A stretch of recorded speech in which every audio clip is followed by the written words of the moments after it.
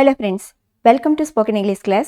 இந்த வீடியோவில் நம்ம டெய்லி யூஸ் பண்ணக்கூடிய சென்டென்சஸ் சிலதை இங்கிலீஷில் எப்படி பேசலாம் அப்படிங்கிறத பார்க்க போகிறோம்.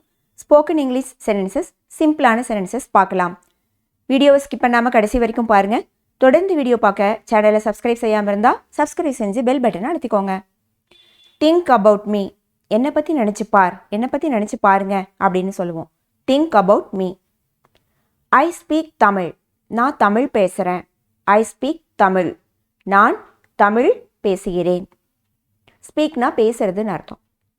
I am alone at home, home வீடு, அலோன் அப்படின்னு என்ன அர்த்தம்னா தனியாக அப்படின்னு அர்த்தம். ஐ எம் அலோன் அட் ஹோம்னா நான் வீட்டில் தனியாக இருக்கேன் அப்படின்னு அர்த்தம்.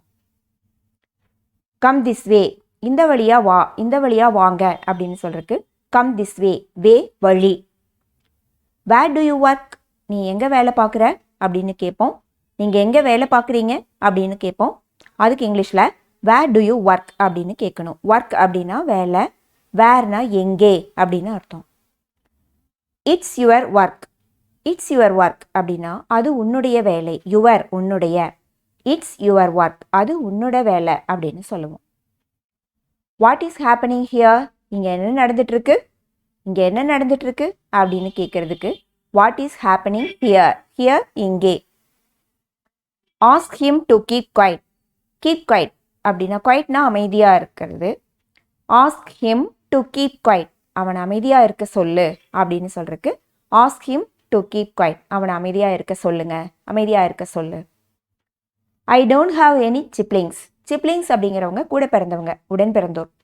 ஐ டோன்ட் ஹாவ் எனி சிப்ளிங்ஸ் அப்படின்னா என் கூட பிறந்தவங்க யாரும் இல்லை அப்படின்னு அர்த்தம். இட்ஸ் யுவர் சாய்ஸ், அது உன்னோட விருப்பம் அப்படின்னு சொல்லுவோம். அது உங்கள் விருப்பம் அப்படின்னு சொல்லுவோம். அதுதான் it's your choice.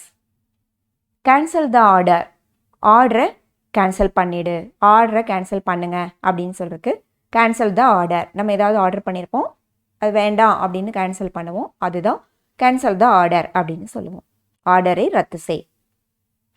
He has just Khan out, அவன் இப்போ தான் வெளியில் போனான் அப்படின்னு சொல்லுவோம். அவன் இப்போ தான் வெளியே போனான் அல்லது அவள் இப்போ தான் வெளியே போனான், அதுக்கு தான் he has just gone out. Thanks for watching this video. இந்த வீடியோ உங்களுக்கு பிடிச்சிருந்தா லைக் பண்ணுங்கள், கமெண்ட் பண்ணுங்கள், ஷேர் பண்ணுங்கள். தேங்க்யூ.